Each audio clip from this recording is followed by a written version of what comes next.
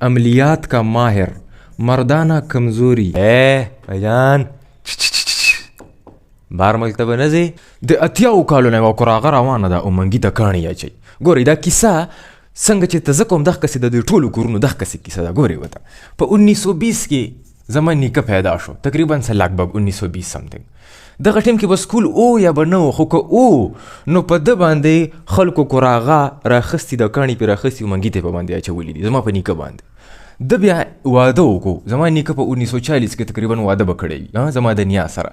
دی په 1980 پورې زما نیا او نیکه 11 دانې راوغورځولې بچي. اوس دې کې به چا تعلیم کړی وي چا به نه وي کړی، لږ کسانو به د 2 کسانو به تعلیم وکړو. چې چا وکړلو تعلیم هغه په سکول کې کراغه راونیوله، کاڼي پرې راواخیستلو، منګي ته یې په باندې واچولو، پرې ولو کراغې. هغه د دغې 2 کسانو د تعلیم یافته کسانو د دی بیا ودونه وکړو، دی بیا بچي وشو. په دغه بچیو کې اوس بلا کسان دي، خو دوی ټولو د کراغې پسې لګېدلي دي او کاڼي په باندې راخیستي دي. په 1998 کې ما راټوب کړو دنیا ته.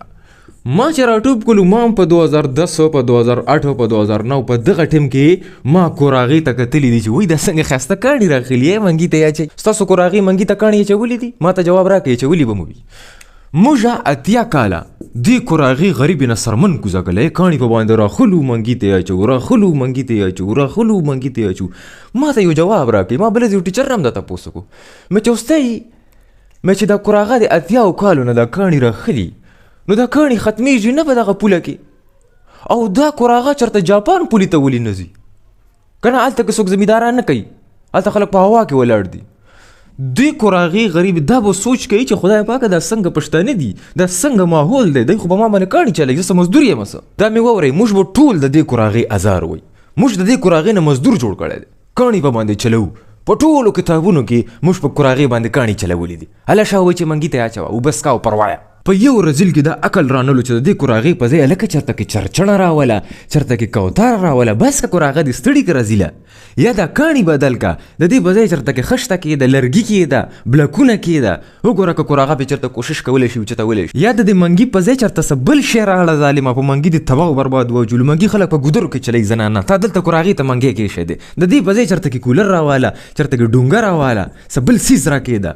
منګی دی او منګی دی د 80 کالو نه. ښه چې د دې کراغې نه یې واړی نو بیا موږ د سیند مخې ته یو سپی روان کړی وي، د غوږ نه مو نیولی وي داسې، هغه غریب چېرته د کساب نه یک یو پوټی را تښتولی وي، ټوله ورځ یې نهاره تېره کړې وي، او موږ په باندې نوم کېښو لکه د لالچي زویه، او د هغه غریب نه هغه پوټی وغورځېدو، موږ په باندې نوم کېښو لالچي کته پیاسه کوه. داسې دي 80 کاله موږ دا څیزونه ووایو.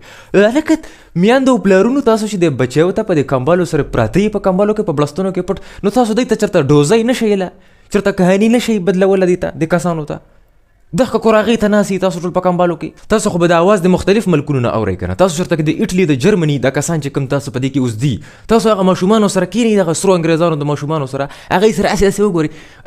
بچیا تا ته پته شته د کراغې د منګي د کیسې نه پوهېږي چې کاڼي اچوي منګي ته؟ Hello, are you mad? What are you talking about? دغه جواب به درکوي. ای په دې څیزونه څه کوي په دې کراغې منګي؟ هلکه خدای دې کړي چې سره زر واچوه دې منګي ته، زه په تا څه کوم؟ دغه ماشومان دي د پرایمرۍ د لیول نه روان دي، منګي ته کاڼي اچوي په کراغې باندې. کمعقل ماشومان دي دا ټول. دا چې سبا راستر شي د دوی ودونه هم د کمعقلو ښځو سره وشي، دی کې عقل هم نه وي، دی د خلک دوکې هم ورکوي، دی په هېڅ څیز نه ګټه هم نشي کولی، پیسې هم نشي ګټلی، نه په دی کې دلته کې چېرته یو ښه سوچ اوړي راوړي، د تھنکینګ پکې نشته، کریټیویټي پکې نه راځي، بس چې چا ورته څه ووایي په هغه پسې روان وي. بیا حتی د دې سټیج نه ووتې، اوس ګوره یونیورسټۍ لیول ته ګوره چې هلته کې څه کیسه کېږي. خبرې ته به ښه غویش کېدی، ټیک ده، خبره به تاسو باندې لږ فني لګي، خو دیس از فیکټ، دا حقیقت دی. یونیورسټۍ کې ته ناست یې، ډګري درته درکړه، 4 کاله دې وولو، میډو ایګزام او پرزنټیشن ټول هر شی دې وکړو، 4 کاله دې وولو، دا واله ستا ډګري ټیک شو. اوس به درته چې څنګه تا ته ډګري درکړې، د ستا د دې ډګرۍ نه لوګی خېږي، لوخړې ته نه خېږي، ګرمه د ډګري دي، اوس د پرنټر نه راووتله، او دلته به درته د سکرسۍ والا یو سړی چغه ووهي، مجان هلو هلو هلو مجان، جی جی جی. د دې سړی په دې سکرسۍ کې او د ډبګري ګارډن په فارمیسۍ په دوکانونو کې هېڅ فرق نشته ده. ډبګري ګارډن کې چې څنګه د ډاکټر نه راووځي، هر سړی به ورته ډسک وایي، راشه راشه راشه، راکه څه دي څه دي، راکه شته، هر څه شته، هر دکاندار درپسې چغې وهي. دې کې او هغې کې هېڅ فرق نشته. دا سړی به درپسې چغه ووایي، بھائی جان د ډګري ویریفای کوي نه؟ هلک ولې ویریفای کوم؟ ما خو در سره 4 کاله تېر کړي دي، ته ما به نه پېژنې، زما د ډګري نه پېژنې؟ نه موږ تا چېرته پېژنې، ته چا زوی؟ رزیلت تا سره ما 4 کاله تېر کړو، ستا د ترخ د ویښتو نه هم زه خبر یم چې هغې کې څومره ویښته دي، 200 کم 400 ویښتې دي پکې، 4 کاله مې در سره تېر کړو. نه یاره موږ دې نه پېژنو، سوري، خو که دا ډګري دې ویریفای کوي نو راشه، که نه بیا به ته مسلې وي. په څو ده؟ 3000 روپۍ راکړه بس.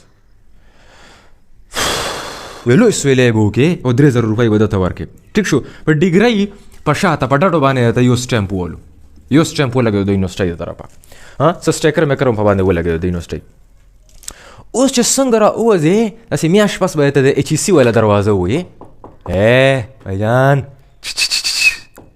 بهر ملک ته به نه ځې، سکالرشپ باندې بهر نه ځې، مزدورۍ ته نه ځې سعودیا ته، د ډګري به یې ته کوم پلار ویریفای کوي؟ تا سره دا غم نشته؟ دا ته چا اواز درکو؟ دا د ایچ ای سی والا اواز درکو. اوس خو تا سره غم شو ځکه چې ته خو به خامخا بهر ملک ته ځې، ملک خو غرق دی. نو ایچ ای سی والا ته به بیا ته روان شې. ښه 100 روپۍ دي بھاجان، یاره 1000 روپۍ موږ د اوریجنل اخلو او 1500 روپۍ موږ د فوټو سټیټ اخلو. ته څومره ډاکومنټس ویریفای کوي؟ یاره زه خو 4 راکړه 4 زره. ښه دا والا 2 سټمپونه د هغې وولو. ښه اوس چې څنګه د دې نه را ووځې نو بیا چې ته څنګه بهر ملک ته کاغذونه جمع کړې، هغوی به ته چې هلکه تا د موفه نه ویریفیکیشن کړی دی؟ هلکه موفه چېرته دی؟ دا په اسلام آباد کې دی که نه؟ ښه ما ته خو د دې پته نشته. بیا چې څنګه ته موفه ته د دې ځای نه هغه وکړې، ای به یې ته وایي چې سهار چې سپي غول نه وي کړي، یعنې د مولا د اذانونو نه مخکې سپي په دغه ټیم کې متیازې کوي، د هغه که ټیم کې سهار وختي ټیم کې، په دغه ټیم کې به ته راشي او مونږ ته به په قطار کې ودرې، 2 کیلومتره قطار به وي، هغې کې به دغه کسې ولاړې، نه به چیس کې، نه به بهر وځې، نه به موبایل اټینډ کوې، نه به نسوار اچوې، نه به سګرټ کوې، بس دغه کسې به ودرېږې موفه په قطار کې.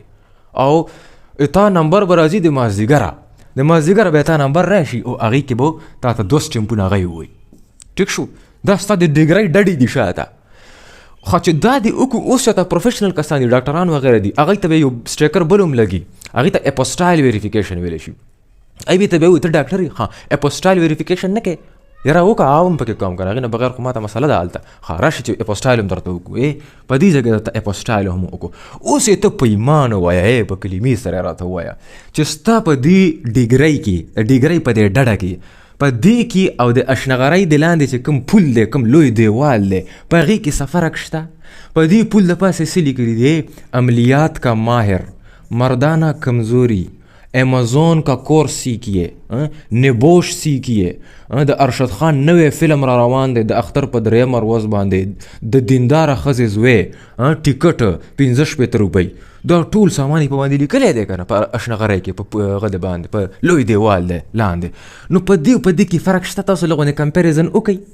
اوس چې دا ډګري زه جرمني ته لاړ شم سبا او دا انګریز هلته کې زما دا ډګري داسې واړی را واړی، په دې خو زه ټیک ته لیکلي دي وی آر پلیزډ او کنګریچولیشن، دا ټول ډګرۍ ایوارډ دی ته په باندې لیکلی دی. خو که داسې واړوله دا ډګري چې هلکه دا څنګه چل دی؟ دا دومره بې اعتباره ملک دی، دا سړی خو لکه چې غل دی که څه، دا دومره سټمپونه د وهلي دي، په دې اعتبار نه و که څه؟ دا ستا د ملک سټیټس دی. دا ته ځان سره بهر سره ځان کمپیر کوه، داسې ځان مه پرېږده. دس واز ا بټ آف فني لیکچر، لیکن دا حقیقت دی. صحیح ده. تھینک یو ویری مچ.